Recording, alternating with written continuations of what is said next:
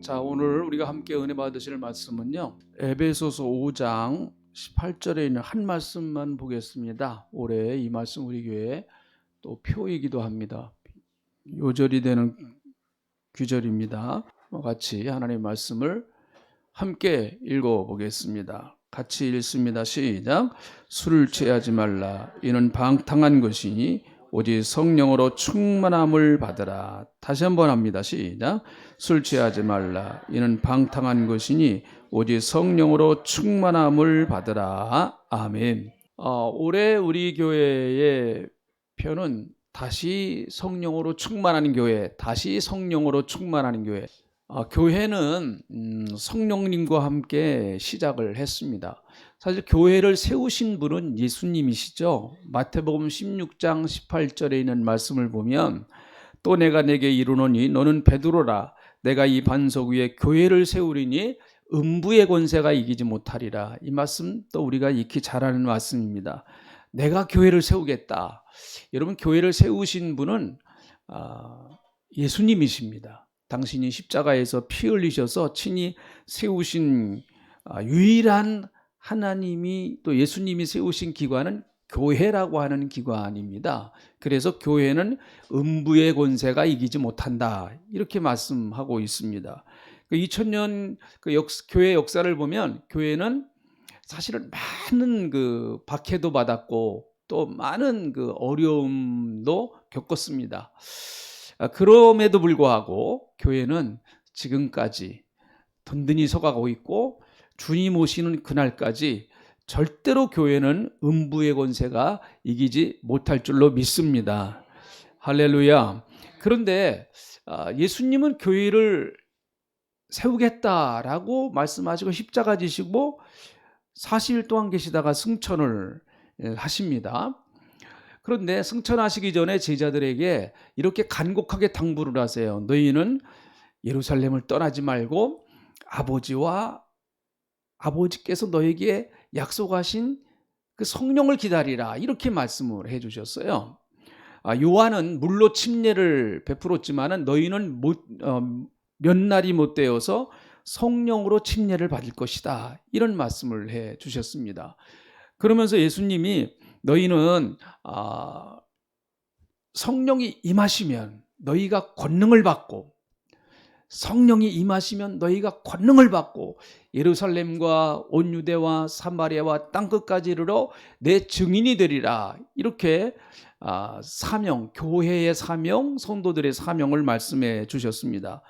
자, 사도행전 2장 1절부터 4절에 있는 말씀을 보면은요, 그들이 한 곳에 모여서 마가의 다락방이라고 하는 그곳에서 모여서 한 120명 정도가 모여서 하나님 앞에 간절히 기도할 때 예수님이 예루살렘을 떠나지 말고 너희는 성령을 기다리라고 하는 그 말씀을 의지해서 간절히 기다릴 때 때가 되어서 오순절날 성령이, 바람 같은 성령이, 불과 같은 성령이 그 앉아있는 온 120명의 사람들에게 임하였다, 그렇게 말씀하죠. 그래서 다 성령 충만 받았다. 그래서 다른 방언으로 말하기를 시작했다, 이렇게 말씀하세요. 그 마가의 다락방이 교회의 시작이다, 이렇게 우리는 말을 하고 있습니다. 그래서 마가의 다락방은 모든 세계 교회의 이제 모교회라고 볼 수가 있겠죠. 다시 한번 정리를 해보면 이런 말이에요. 교회를 세우신 분은 예수님이십니다. 교회를 누가 세우셨다고요? 예수님이. 자, 예수님이 교회를 세우셨어요. 그런데 실제적으로 교회의 문을 활짝 열고 이제 교회로서의 사명을 감당하게 하시는 분은 누군가 하면 성령님이십니다. 그래서 예수님이 승천하실 때 너희는 성령을 기다리라, 이렇게 말씀을 해 주시고 계십니다. 그래서 교회와 성령님은 뗄래야 뗄 수 없는 아주 불가분의 관계를 가지고 있는 것이죠. 여러분, 한국교회가 처음에 한국이 복음을 받아들인 것이 이제 조선시대죠. 1884년에 복음을 처음 이제 받아들였습니다. 선교사들이 처음 왔는데요. 사실은 한 120, 30년 만에 한국 교회는 어마어마한 참 큰 장족의 발전을 했고요. 지금 전국 곳곳 어디를 가나 저 섬마을에까지 사실은 십자가가 없는 동네가 없을 정도로, 교회가 없는 동네가 없을 정도로 한국의 전 면면 촌촌 어느 곳이든지 사람이 사는 곳이라고 그러면, 웬만큼 사람이 사는 곳이라고 하면 교회가 다 있습니다. 교회가 다 있어요. 혹시 여기 다른 나라 이제 여행 갔다 오신 분들, 뭐 일본 여행 갔다 오신 분들 혹시 계실지 모르겠어요. 일본은요, 저는 못 가봤어요. 근데 갔다 오신 분들 얘기를 들어보면 눈을 씻고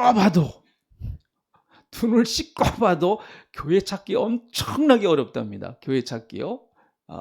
사실 뭐 일본이 비행기 타면은 뭐 한 2시간이면 갈 수 있는 그리고 가까운 나라 아닙니까? 근데 한국은 웬만한 데 가면 다 십자가 있고 다 십자가 우뚝 서 있고 교회가 있는데, 일본은 여기서 한 2시간 정도만 비행기 타고 가면 눈을 씻고 봐도 교회 찾기가 어렵다는 거죠. 그만큼 한국은 이렇게 참 복음의 엄청난 축복을 받았는데, 사실은 이렇게 된 굉장히 중요한 하나의 그 전환점이 있었습니다. 그것이 바로 1907년 평양에 있는 장대현 교회에서 일어났던 그 평양 대부흥운동이다. 흔히 그 한국 교회의 역사가들은 그렇게 얘기를 합니다. 이게 어떻게 보면 한국 교회를 이제 정말 이렇게 엄청나게 부흥시킨 하나의 그 원동력이다, 이런 얘기를 하고 있습니다. 장대현 교회에서 1907년 1월 6일부터 15일까지 부흥회가 열리는데요. 그때는 주로 선교사님들이 오셔서 말씀을 전하셨습니다. 뭐 우리나라에 목사님들이 없으니까 선교사님들이 와서 말씀을 전하는데, 그 선교사님들의 설교 혹시 여러분 들어보셨습니까? 선교사님들 설교를 들어보면은요, 굉장히 아직 한국말이 좀 서툴고 그러니까 은혜가 될랑말랑 그래요. 은혜가 잘 들어보면 은혜가 되고, 또 무슨 말인지 잘 알지 못하고, 뭐 그렇게 이제 부흥회가 열렸는데, 그때 이 장대현 교회의 장로님이 어느 분이셨는가 하면은 길선주 장로님이 계셨는데, 아주 유명한 분이시죠. 이 길선주 장로님은 나중에 3.1운동 33인 중에 한 분으로 들어가는 분입니다. 이분이 아주 유명한 분이에요. 길선주 장로님이 금요일날 목요일날 저녁에 갑자기 그에게 어떤 큰 하나님의 성령의 역사하심이 그의 마음을 확 뒤집어 놓습니다. 그리고 나서 그가 너무너무 그 감격과 또 성령의 강한 역사가 있어서 앞에 나가서 자기가 지은 죄를 공개적으로 고백을 해요. 이렇게 상당히 참 조심스러운 일 아니에요. 이게 죄라고 하는 것은 하나님과 나 사이에서 고백할 일인데, 너무 성령이 강하게 역사하시니까 이분이 장로님이 앞에 나오셔서 자기의 죄를 공개적으로 고백을 했습니다.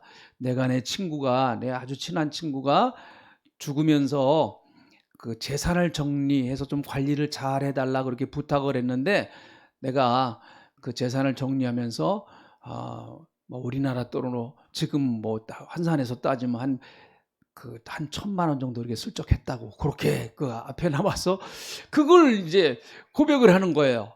그런데 여러분, 뭐 얼마든지 그런 얘기 들을 수 있지 않습니까? 그런데 그 이야기를 듣고 그 장로님이 나와서 회개를 할 때 그 집회에 참여했던 모든 분들에게 성령이 강하게 역사하시기를 시작을 했어요.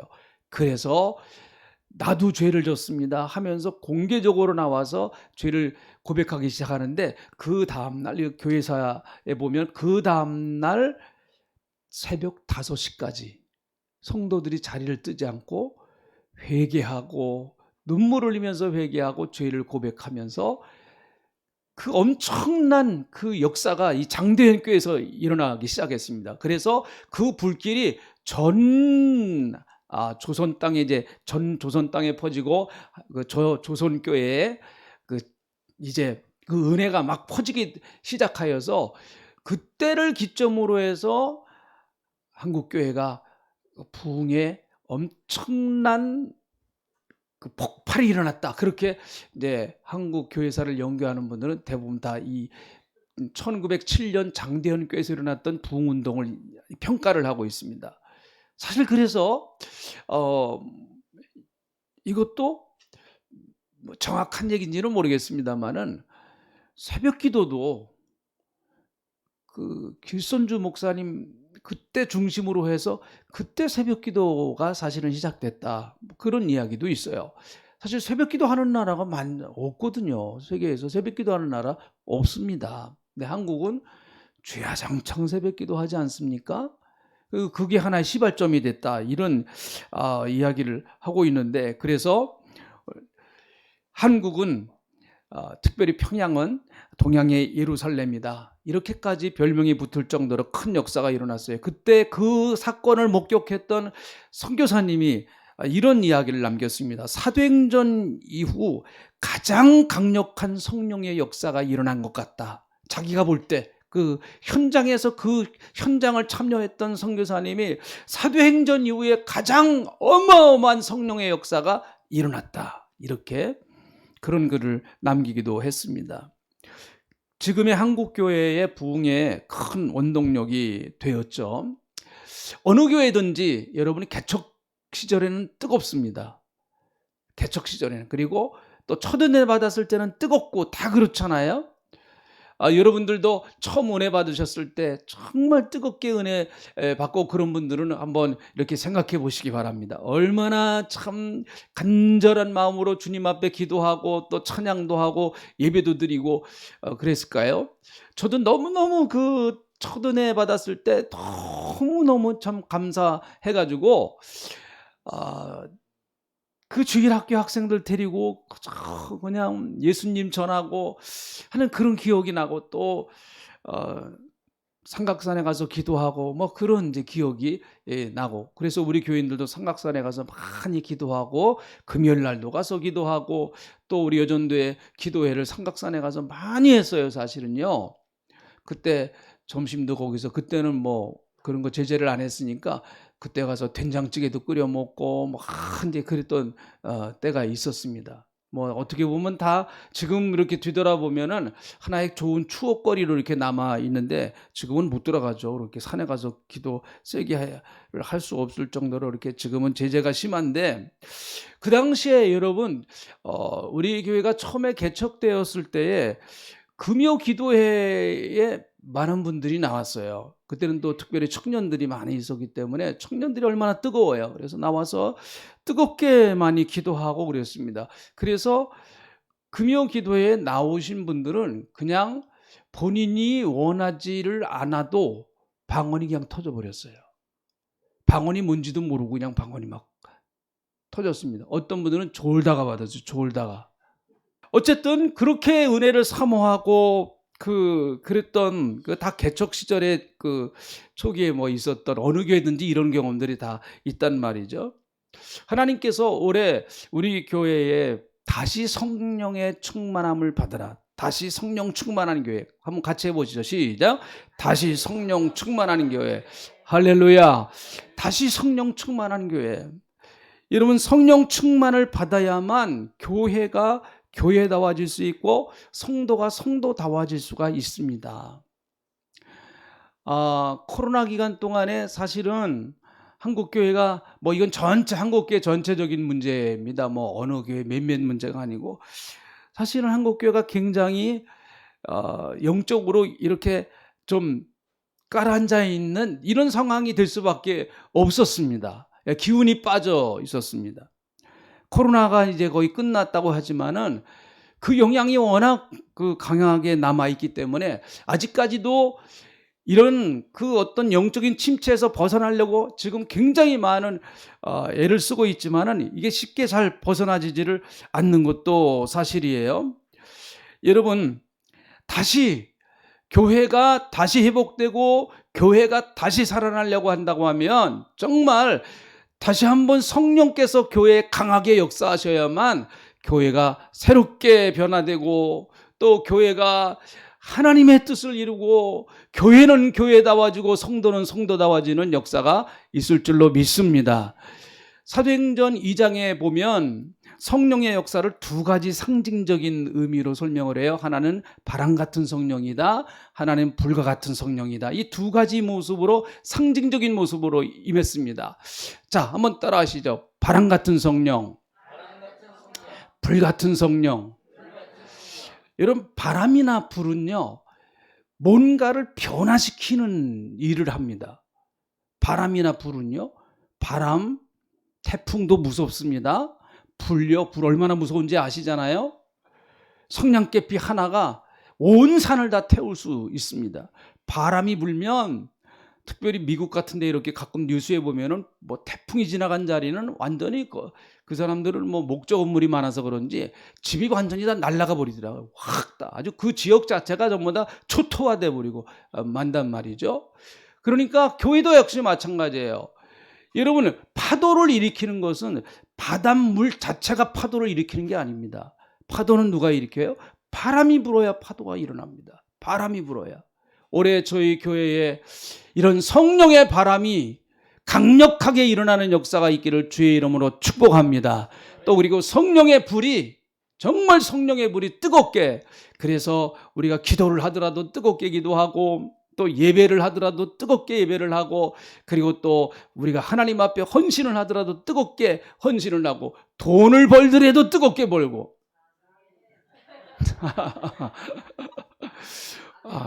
돈바람이 좀 불었으면 좋겠어요. 우리 성도님들 가정에도 좀 확 좀 불어가지고 그냥 아주. 예수님이 부활하시고 나셔서 제자들이 막 무서워서 떨고 있었습니다. 예수님 다 돌아가신 줄 알고, 그리고 부활하신 걸 몰랐습니다. 그럼 막 무서워 떨고 있는데 예수님이 떨고 있는 제자들에게 나타나셔서 그들에게 하신 말씀이 무엇인가 하면, 너에게 평강이 있어라. 그리고 나서 숨을 내쉬며 가라사대 성령을 받아라. 숨을 내쉬며 가라사대. 이 숨이나 성령은 사실은, 이 바람이나 성령은 같은 의미예요. 푸뉴마, 같은 의미란 말이죠. 히브리 말로 르하우, 같은 의미예요. 바람. 그 사실은 성령님이 눈에 보이시지는 않습니다. 성령님을 보신 분 없으시죠? 또 봤다 그러면 큰일 나요. 이거 봤다 그러면 이거 심각해집니다. 성령님은 영이시기 때문에 눈에 보이시질 않습니다. 그러나 성령이 계시다고 하는 걸 어떻게 알 수 있는가 하면, 성령이 역사하신 증거를 보면 알 수 있어요. 바람이 눈에 안 보이잖아요. 그러나 바람이 불면 뭔가 역사가 일어납니다. 바람이 불면요, 역사가 일어나요. 여자분들 머리카락이 날리든지 나무가 흔들리든지, 정말 또 이 바람이 불면은 팔랑개비 막 돌아간다든지, 그 현상이 나타난단 말이죠. 성령이 역사하시면 성령이 역사하시는 현상이 나타나게 되어 있습니다. 내가 성령의 사람이면 성령의 사람인 현상이 반드시 나타나게 되어 있어요. 우리 교회에 올해 성령의 바람이 불어서 그런 현상이 우리 교회에 많이 나타나기를 주의 이름으로 축복합니다. 할렐루야. 여러분의 가정에도, 여러분의 사업장에도 성령의 바람이 불기를 축원합니다. 바람이요, 이거 바람이 잘못 불면 참 이게 무서워요. 바람이 잘못 불면요, 잘못된 바람이 불면 무섭습니다. 그러나 성령의 바람이 불면 거기는 사람이 살아나는 역사가 있고, 회복되어지는 역사가 있고, 그리고 또 부흥되는 역사가 있고, 번창하는 역사가 있고, 이 성령의 역사거든요. 올해 우리 교회에 다시 이런 성령의 충만함을 받으라고 주님이 오늘 2024년 첫 번째 예배에 이렇게 말씀하고 계십니다. 베드로라고 하는 인물을 우리는 잘 알고 있습니다. 베드로는, 자 보세요, 사도행전 복음서를 읽을 때 복음서만 딱 떼놓고 베드로를 보면은요, 베드로는 그 문제가 좀 많은 사람이에요. 베드로는요, 무슨 문제가 많은 사람인가 하면 너무 실수를 자주 해요. 실수를. 마음은 안 그래요. 정말 베드로는 예수님을 뜨겁게 사랑했던 것만큼은 분명합니다. 그런데 주님 앞에 헌신도 많이 하고 싶고, 내가 욕심이 많아요, 베드로는. 그래서 내가 정말 예수님을 이왕 따라가는 거 제자가 돼서 1등 제자도 되겠다. 그 의욕이 앞서고 또 성격 자체가 굉장히 다혈질적인 성격이고 열정이 있었습니다. 그런데도 실수가 많았어요.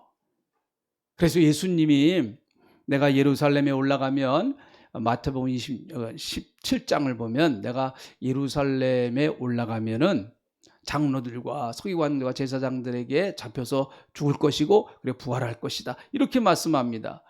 그런데 베드로는 그 말을 듣자마자 예수님 절대로 그럴 수가 없습니다 하면서 예수님이 십자가 지러 가시는 길을 탁 막아버려요. 안 된다는 겁니다. 예수님 그러실 수 없습니다. 예수님이 어떻게 십자가를 지실 수 있습니까? 안 됩니다. 그렇게 아주 강하게 예수님의 그 말씀을 딱 가로막습니다. 이때에 예수님께서 베드로에게 뭐라고 말씀하셨어요? 여러분 기억하시죠? 뭐야 물러가라? 예, 베드로는 사탄도 됐어요, 막이야. 베드로 자체가 사탄이라는 말은 아니죠. 그만큼 사탄의 공격에 취약해 있다는 거예요. 취약해요. 영적으로 그러니까 취약한 사람이에요. 취약해요.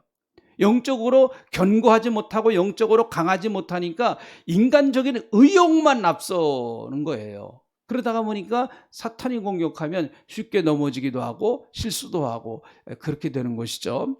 그러나 여러분 사도행전에 가서 베드로의 모습을 보십시오. 사도행전에 나타난 베드로의 모습은요, 아니에요. 전혀 다른 모습이에요. 그는 당당합니다. 그리고 자신만만합니다. 그리고 담대합니다. 베드로에게 너는 다시는 복음을 전하지 말라라고 그렇게 협박을 하는 그 당시에 사내들인 공예 회원들 그리고 종교 지도자들 앞에서 베드로가 했던 유명한 말이 있습니다. 너 나가서 또 예수 전하고 복음 전하면 너는 죽는다. 이렇게 말할 때 베드로는 거기서 기죽지 않았어요. 옛날 가서 복음서에 나타난 베드로는 예수님을 3번씩이나 부인했었지만 사도행전에 있는 베드로는 아니에요.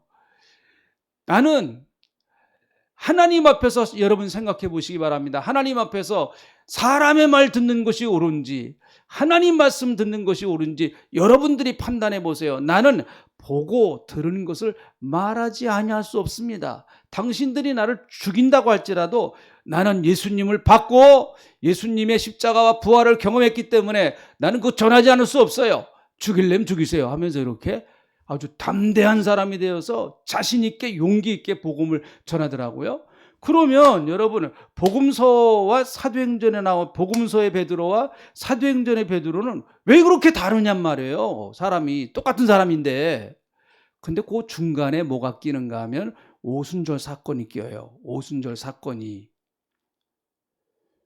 사도행전 2장에 오순절 사건이 낍니다. 아까 말씀드린 것처럼 오순절은 성령의 충만함을 받는 그런 경험을 하는 시간이었습니다. 예수님이 곧 사도행전으로 넘어가는 그 베드로를 향해서 예루살렘을 떠나지 말고 아버지의 약속하신 성령을 기다리라. 성령이 오시기 전까지는 아무것도 하지 말고 가만히 있어라. 성령의 능력을 받아야 네가 목숨 걸고 주의 일 감당할 수 있다. 베드로는 그 말씀에 순종해서 딱 오순절날 성령 받고 그렇게 능력 받아서 사명을 감당했죠. 우리 교회도 역시 마찬가지라고 봅니다. 신앙생활은 여러분 여기 다 신앙생활 이제 어느 정도 하신 분들이잖아요. 신앙생활은 단거리가 아닙니다. 이건 장거리예요. 장거리. 100m 뛰는 게 아니에요. 이건 마라톤입니다. 끝없이 뛰는 거예요. 언제까지 신앙생활을 해야 됩니까? 주님 나라 갈 때까지 해야 돼요. 가다가 포기하실래요? 그거 안 되잖아요. 어떻게 천국 가는 걸 포기합니까? 또 예수님 다시 오실 때까지 우리는 신앙을 지키고 믿음을 지켜야 된단 말이죠. 근데 이게 쉬운 게 아니에요. 우리가 예배당 문만 딱 벗어나서 나가보면 세상은 너무너무 좋은 것들이 많아요. 예수 믿는 것보다 좋은 것들이 너무 많습니다. 한 가지 조건, 돈만 있으면.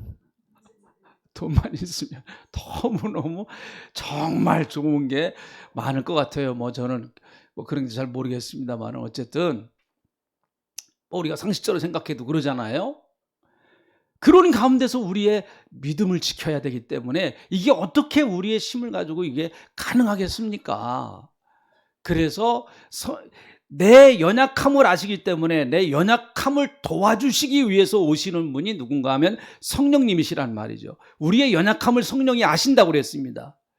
내 연약함을 성령님이 아신다고 그랬어요. 그래서 우리의 연약함, 천국까지 가는데 우리는 넘어지기도 하고 쓰러지기도 하고 그리고 좌절하기도 하고 절망하기도 하고 낙심하기도 하고 포기해버릴까? 뭐 이런 마음도 들 수 있습니다. 그렇지만 그때마다 성령께서 보혜사 성령이 나에게 다시 힘을 주시고 아니야 일어서 너는 얼마든지 이길 수 있다. 내가 널 붙들고 있어. 네가 가야 할 곳은 하나님의 나라야. 이 땅은 지나가는 나그네의 삶이야. 우리가 살아야 할 영원한 고향은 하나님의 나라야 하면서 자꾸 하나님의 나라에 대한 소망을 갖게 하고 믿음을 갖게 하고 그리고 하나님의 나라에 대한 꿈을 꾸게 하고 그러면서 우리가 다시 일어서서 믿음으로 가게 하시는 분이 성령님이신 줄로 믿습니다. 그러니까 우리가 믿음을 지키는 거예요. 그러니까 우리가 믿음을 지키는 겁니다. 오늘 본문 말씀에 자, 한번 보면 다시 한번 읽어볼까요? 한 구절이니까 뭐 이거 암송하셔야 돼요. 술 취하지 말라 이는 방탕한 것이니 오직 성령으로 충만함을 받으라 이렇게 말씀하세요. 자, 술 취함과 성령 충만은 전혀 반대 개념이죠. 그렇죠? 술 취함은 세상적인 모습이에요. 성령 충만하다고 하는 것은 영적인 모습이죠. 술 취함은 육신적인 모습이에요. 성령 충만은 영적인 모습이에요. 근데 술 취함과 성령 충만은 다르면서도 현상이 비슷한 것이 있다.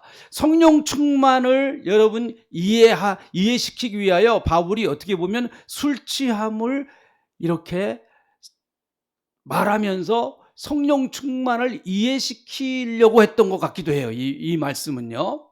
사실 성령 충만이라고 하는 것이 굉장히 그 개념이라고 하는 것이 얼뜻 들어오기가 어려운 개념이거든요. 성령 충만하십시오. 그렇게 우리가 다 얘기를 하는데 그 성령 충만한 것이 어떤 모습이냐?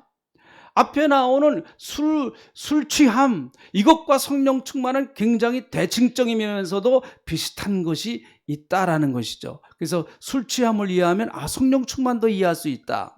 자, 제가 술 취함과 성령 충만의 비슷한 거 7가지를 얘기할게요. 짧게 할 테니까 또 미리 긴장하지 마세요. 7가지. 이거는 제가 어느 책을 보니까 딱 이렇게 나왔더라고요. 굉장히 그 성령 충만을 이해하는데 좋겠다. 예. 그 목사님이 이렇게 잘 정리를 해 놓으셨더라고요. 7가지로요. 자, 그걸 그대로 좀 이렇게 따와서 여러분이 말씀을 드립니다. 자, 술 취하면 말이 많아져요. 술 취하면 말이 많아집니다. 물론 안 그런 사람도 있지만 이거는 대부분 다 그렇다는 거예요. 나는 안 그래요. 그렇게 얘기하지 마세요. 자, 술 취하면 말이 많아져요. 성령 충만하면 마찬가지예요. 성령 충만하면 자꾸 누구 얘기를 하고 싶은가 하면 누구 얘기하고 싶죠? 예수님 얘기하고 싶어요. 그 성령 충만하면요. 은혜 받은 이야기, 예수님 이야기, 교회 이야기 그런 얘기 자꾸 하고 싶단 말이죠. 비슷한 거예요. 술이 들어가면은요. 술을 취하면은 노래가 나옵니다. 노래를 해요. 그것과 마찬가지로 술 취하면은 세상적인 노래를 하지만은 성령 충만하면 찬양을 하게 돼 있어요. 찬양을. 여러분 정말 성령 충만해서 찬양을 하면은요. 정말 찬양이 행복해요. 제가 몇 번 말씀드린 적이 있는 것 같습니다만은 그때 삼각산에서 저도 한창 은혜 받을 때 아무튼 그때 이 찬송가 갖고 올라가 가지고 1장부터 마지막 장까지 제가 하는 찬송은 다 하고 왔으니까 시간 많이 걸립니다, 여러분. 이거 한번 저 삼각산에 가서 해보세요. 혼자서 시간 많이 걸려요, 이거. 근데 이 성령이 역사하시니까 그 찬양이 너무 좋고, 그리고 성령이 역사하시면 시간적인 개념이 무너집니다. 시간적인 개념이 무너져요. 그 성령 충만해서 기도하면 한 5분 기도한 것 같은데 1시간이 가버리고 그렇습니다. 이게 아마 여러분들 은혜 받으신 분들 체험을 하셨을 거예요. 그래서 올해 여러분 성령 충만하셔서 많이 찬양하시길 축원합니다. 또 술 취하면은요, 이 술은 참 이상하더라고요. 술은 자꾸 권해요. 한 잔 드시죠. 인심이 얼마나 좋은지 몰라요. 한 잔 드시죠. 여기 또 한 잔 드세요. 안 먹겠다는 사람도 그냥 억지로 갔다가 그냥 마찬가지예요. 성령에 충만하면 다른 사람에게 내가 성령 충만한 것을 전염시켜요. 전염시켜. 당신도 성령 충만 한 잔 하셔요? 당신도 은혜 받은 충만한 거 한 잔 하세요? 자꾸 그렇게 다른 사람도 나처럼 만들고 싶은 마음이 생기는 거예요, 이게요. 이게 참 억지로 안 돼요, 이거. 성령이 역사하셔야 돼요, 여러분 마음속에. 자, 네 번째. 이거 네 번째는 다 그런 건 아니에요. 어떤 사람은 아무튼 술만 들어갔다 우는 사람이 있어요. 울어요. 자기 인생이 참 허무하고 또 서럽기도 하고 줄줄 우는 사람이 있습니다. 근데 성령 충만해도 마찬가지. 성령 충만하면요, 정말 뜨겁게 회개합니다. 눈물을 흘리면서 하나님 앞에 회개하고. 진정한 회개가, 우리가 형식적인 회개는 이렇게 할 수 있지만은 내 속을 뒤집어 놓는 회개는요, 이거 내 힘으로 안 되더라고요, 보니까. 정말 창자가 끊어지는 그 회개, 네? 애통하고 정말 그 가슴 아파하는 그 회개, 그것은 하나님의 은혜와 성령의 역사가 있어야만 가능한 것이죠. 다섯 번째, 술 먹으면 용감한 사람이 있어요. 술 먹으면. 술만 들어갔다 그러면 뭐가 된다고 그래요? 네. 네, 술만 들어갔다 그러면은 어쨌든 그런 거 있어요. 술 먹기 전에는, 술 안 먹으면요, 양입니다, 양이에요. 근데 술 들어갔다 그러면 양이 뭐로 변해요? 네. 아주 고급스러운 단어를 주셔서 가르쳐주셔서 감사합니다. 견이 됩니다, 견. 사람이 확 달라져 보여요. 저도 그런 분들 몇 분 봤거든요. 술 안 들어가면 정말 아주 샌님이에요, 샌님. 그런 양도 없습니다. 날 잡아 죽이시오 해도 아주 그냥 그럴 뿐이에요. 근데 술 들어갔다 그러면 사람이 확 달라져 버려갖고 이상해져 버려요. 근데 우리가 성령 충만하면 역시 마찬가지라고 봐요. 누구한테 예수 믿는다고 제대로 말도 못하고, 예수 믿어보라고 교회 다니라고 그냥 말도 제대로 한마디도 못하던 사람이 충만하면 자신이 생겨가지고 예수님 증거하고 복음 증거하고 그렇게 됩니다. 능력이 와요. 복음을 전할 수 있는 능력이 오고요, 내가 정말 사명을 감당할 수 있는 자신감이 생기고 용기가 생기고 인생을 내가 다시 한번 힘있게 살아갈 수 있는 용기가 생기는 거예요. 성령님은 우리에게 능력을 주시는 분이신 줄로 믿습니다. 여섯 번째, 술 취하면요, 마음이 열립니다. 마음이 열려요. 마음이 넓어집니다. 술 취하면 마음이 넓어져요. 그래가지고 그런 주사는 좀 좋은 것 같아요. 딱 주머니에서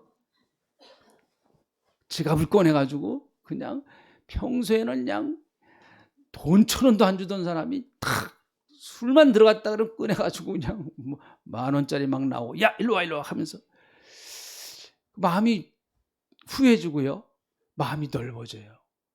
교회도 마찬가지라고 봐요. 교회가 인색하면 안 돼요. 성도들이 인색하면 안 됩니다. 아낄 것은 우리가 철저하게 아껴야 됩니다. 그러나 내가 주님 앞에 하나님 나라를 위해서는 내가 마음이 좀 넓어야 돼요. 넓어야 됩니다. 하나님 나라를 위해서는 내가 마음이 넓어야 돼요. 근데 참 여러분, 사람이요, 누구나 다 똑같습니다. 사람이 자기 목숨, 자기 자식, 그리고 자기 가정, 그렇게 제일 소중해요. 그리고 두 번째로 소중한 건 재물이에요.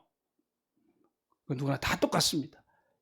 여기서 벗어나는 사람은 어떤 사람도 없습니다. 다 똑같습니다. 지금과 같은 이런 시대에 물질이 얼마나 귀합니까? 그런데 그 물질을 내가 하나님 앞에 드릴 수 있다고 하는 게 사실은 능력이거든요. 이게 굉장한 능력입니다.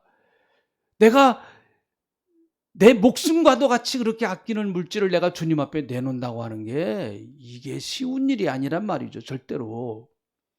사랑하는 성도 여러분, 올해 여러분의 영적인 마음이 풍성해지기를 축원합니다. 7째, 마지막으로 술을 많이 먹으면 중독돼요.